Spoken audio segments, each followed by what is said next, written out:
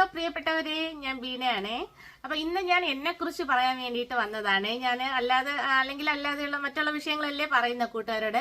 എന്നെ കുറിച്ച് ഇതിനു മുമ്പ് പറഞ്ഞിട്ടുണ്ട്. അപ്പൊ ഇപ്പൊ പുതിയ കുറച്ച് സബ്സ്ക്രൈബേഴ്സ് കൂട്ടുകാർ വന്നിട്ടുണ്ട്. അപ്പൊ അവർക്ക് ഒരുപാട് നന്ദി. എന്നോടൊപ്പം ഉള്ള എല്ലാ കൂട്ടുകാർക്കും ഒരുപാട് നന്ദി. അപ്പൊ ഇപ്പൊ എന്റെ പേര് ബീന, തിരുവനന്തപുരം നെയ്യാറ്റിൻകരയാണ് സ്ഥലം. 2 മക്കളുണ്ട്. ഹസ്ബൻഡ്, പപ്പയമ്മയും ആണ് ഞങ്ങളുടെ വീട്ടിലെ അംഗങ്ങള്. അപ്പൊ ഹസ്ബൻഡ് ആഴ്ചയിൽ 3 ദിവസം ഡയൽസ് ചെയ്യുന്നു. 12 വർഷമായി. ഞാൻ 11 വർഷമായി. ഫസ്റ്റ് ടൈമിൽ കുറച്ച് നാൾ കിടപ്പും ഇപ്പൊ ഇരിപ്പുമാണ്, നടക്കാൻ പറ്റില്ല. രണ്ടാമത്തെ ഡെലിവറിയിൽ അരക്കീഴ് തളർന്നതാണ്. അപ്പോ കൂട്ടുകാരോട് ഞാൻ പറയാൻ വന്നതെന്ന് പറഞ്ഞാല്, ഞാൻ ഇപ്പൊ കുറച്ച് നാളുകൊണ്ട് കണ്ടിന്യൂസ് ആയിട്ട് വീഡിയോ ചെയ്യുമായിരുന്നു. ചിലപ്പോ എല്ലാ ദിവസവും, ചിലപ്പോ 2-3 ദിവസം ഇടവിട്ട് ഇങ്ങനെയൊക്കെ വീഡിയോ ചെയ്യുമായിരുന്നു.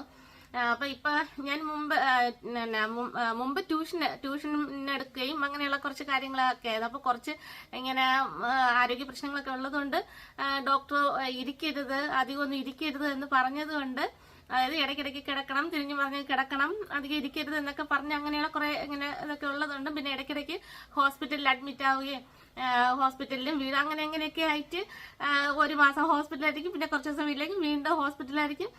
അപ്പൊ അങ്ങനെയൊക്കെ ആകുമ്പോഴത്തേക്ക് കണ്ടിന്യൂസ് ആയിട്ട് ട്യൂഷൻ അങ്ങനെയുള്ള വർക്കുകളൊന്നും ചെയ്യാൻ പറ്റാതെ ഒക്കെ ആയതുകൊണ്ട് കുറച്ച് വർഷം ഞാൻ ട്യൂഷനൊക്കെ നിർത്തി വെച്ചിരുന്നു.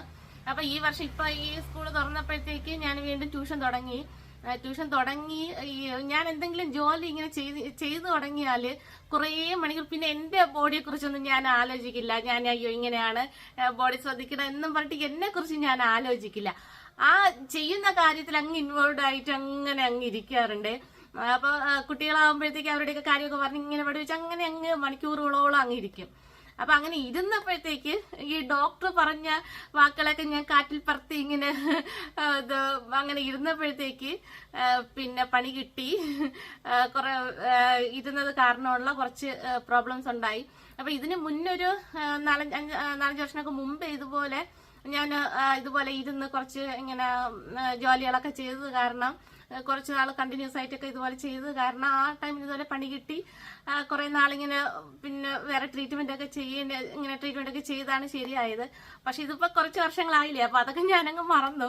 അപ്പൊ വീണ്ടും ഇങ്ങനെ മാസങ്ങളോളം ഈ വർഷം എന്ന് വെച്ചാൽ സ്കൂൾ തുടങ്ങിയത് തൊട്ട് കുറെ മാസം ഇങ്ങനെ ഇരുന്ന് കുഞ്ഞുങ്ങളോടൊപ്പം ഇങ്ങനെ ഇരുന്നൊക്കെ ആയപ്പോഴത്തേക്ക് ആ പഴയ പ്രശ്നം വീണ്ടും വന്ന് കുറച്ച് മാസമായി ഡോക്ടർ പറയുന്നു, ഇരിക്കല്ലേ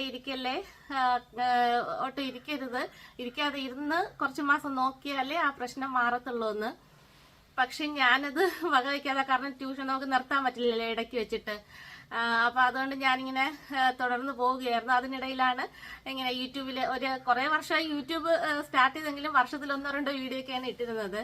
പക്ഷെ പിന്നെ ഇപ്പോഴും കുറച്ച് 3-4 മാസം കൊണ്ടാണ് ഞാൻ ഇങ്ങനെ കണ്ടിന്യൂസ് ആയിട്ടൊക്കെ വീഡിയോ ഇടാൻ തുടങ്ങിയത്. അപ്പൊ ഇതെല്ലാം കൂടെ ഒക്കെ ആയപ്പോഴത്തേക്കിന് പ്രശ്നം കൂടി വരികയാണ്. അപ്പൊ ഇനിയെങ്കിലും കുറച്ച് നാളൊന്നും ഞാൻ എന്നെ നോക്കിയില്ലെങ്കിലും പറ്റത്തില്ല. അപ്പൊ ഡോക്ടർ ഒത്തിരി ഇങ്ങനെ വഴക്ക് പറഞ്ഞു തുടങ്ങി, സ്ട്രിക്റ്റ് ആയിട്ട് പറഞ്ഞു തുടങ്ങി. അപ്പൊ അതുകൊണ്ട് ഒരു മാസത്തേക്ക് ഞാൻ ചികിത്സയ്ക്ക് വേണ്ടിയിട്ട് എന്നെ അങ്ങോട്ട് മാറ്റി വെക്കുവാണ്. അപ്പൊ അതുകൊണ്ട് ഇങ്ങനെ കണ്ടിന്യൂസ് ആയിട്ട് വീഡിയോ ഇടുന്നുണ്ടാവില്ല. ആഴ്ചയിൽ 1 ദിവസമോ പിന്നെ ഇങ്ങനെ ഇരുന്നുകൊണ്ടുള്ള വീഡിയോസ് കഴിയുന്ന രീതിയിലൊക്കെ ഞാൻ ആഴ്ചയിൽ 1 ദിവസങ്ങളിൽ വീഡിയോ ഒക്കെ ഇടാൻ നോക്കും. പക്ഷെ ഇതുപോലെ കൂട്ടുകാരോടൊപ്പം ഇങ്ങനെ ഇരുന്ന് സംസാരിച്ച് ഉള്ള വീഡിയോസ് എനിക്ക് ഇടാൻ സാധിച്ചെന്ന് വരില്ല. അപ്പൊ ഇത് കാണുന്ന കുറച്ചു പേരൊക്കെ രക്ഷപ്പെട്ട്, ഈ കുരിശിന്റെ വീഡിയോ കാണുണ്ടല്ലോ, നോട്ടിഫിക്കേഷൻ വന്ന അയ്യോ എന്താ രക്ഷപ്പെട്ടെന്ന് എനിക്ക് കുറച്ചു പേരൊക്കെ ചിന്തിക്കുന്നത്. എന്നാലും എന്താ പറയാ, എന്നെ മനസ്സുകൊണ്ട് ചേർത്ത് പിടിക്കുന്ന കുറച്ച് നല്ല മനുഷ്യരുണ്ട്. അപ്പൊ അവർക്ക് വേണ്ടിയിട്ടാണ് ഞാൻ ഈ വീഡിയോ ചെയ്യുന്നത്. അവരോടാണ് ഞാനിത് സംസാരിക്കുന്നത്.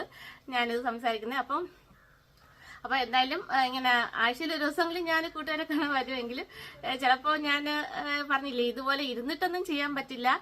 അല്ലാതെയുള്ള വീഡിയോകളൊക്കെ ചെയ്യാൻ നോക്കാം, ആഴ്ചയിൽ 1 അപ്പൊ ഓക്കെ കൂട്ടുകാരെ, ഇതുവരെ സപ്പോർട്ട് ചെയ്ത എല്ലാ കൂട്ടുകാർക്കും ഒരുപാട് നന്ദിയുണ്ട്. ഈ അമ്മ പറയും യൂട്യൂബ് തുടങ്ങി കുറച്ച് ശത്രുക്കളും ഉണ്ടായി. അപ്പൊ അമ്മയോട് പറയും, അമ്മ ഇതൊക്കെ ഓൾറെഡി നമുക്ക് ഉണ്ടായിരുന്ന ശത്രുക്കളാണ്, അവരുടെയൊക്കെ ഉള്ളില് നമ്മളെ കുറിച്ചുള്ള നീരസവും ഈർഷ്യയും അസൂയയും ഒക്കെ ഉള്ളവരാണ്. എന്തെങ്കിലും ഒരു കാരണം നമ്മളിങ്ങനെ മുന്നോട്ട് വരുന്നത് കാണുമ്പോഴത്തേക്ക് അവരെ മനസ്സിലുള്ളത് ഇങ്ങനെ പുറത്ത് ചാടുന്നതാണ്. അപ്പൊ ആരുടെയൊക്കെ മനസ്സിൽ ഏതൊക്കെ രീതിയിലാണ് നമ്മളെ ബന്ധുക്കളെയും നാട്ടുകാരുടെയൊക്കെ മനസ്സിൽ മനസ്സിനുള്ളിലുള്ള നമുക്ക് ആർക്കും അവരുടെ മനസ്സിൽ എന്താണെന്ന് നമുക്ക് അറിയാൻ പറ്റില്ലല്ലോ.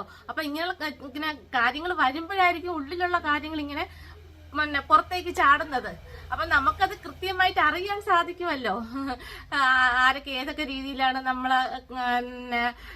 നമ്മളോട് സ്നേഹവും ഇഷ്ടവും ഒക്കെ ഉള്ളത്, ആർക്കൊക്കെയാണ് നമ്മളോട് ഈർഷ്യയും വെറുപ്പും വൈരാഗ്യവും അസൂയൊക്കെ ഉള്ളത്, ആരൊക്കെയാണ് നമ്മളെ മനസ്സുകൊണ്ട് ചേർത്ത് പിടിക്കുന്നത് എന്നൊക്കെ നമുക്ക് അറിയാൻ സാധിക്കുമല്ലോ. അത് അറിയണമല്ലോ ജീവിതത്തില്. അപ്പൊ ശത്രുക്കളില്ലെങ്കിൽ പിന്നെ നമ്മൾ ഒന്നും ചെയ്യാതെ മിണ്ടാതിരിക്കണം എന്നല്ലേ അർത്ഥം. എന്തെങ്കിലുമൊക്കെ ചെയ്യുമ്പോഴത്തേക്ക് ശത്രുക്കൾ ഉണ്ടാവും, അത് ഉറപ്പാണ്. ഓക്കെ കൂട്ടുകാരെ, അപ്പൊ ഇതുവരെയുള്ള എല്ലാ കൂട്ടുകാർക്കും ഒരുപാട് നന്ദിയുണ്ട് കേട്ടോ. അപ്പൊ ഞാന് ചികിത്സയിലേക്ക് പോവുകയാണ്. അപ്പൊ എല്ലാവരും എനിക്ക് വേണ്ടി പ്രാർത്ഥിക്കണേ. ഓക്കെ കൂട്ടുകാരെ, ബൈ.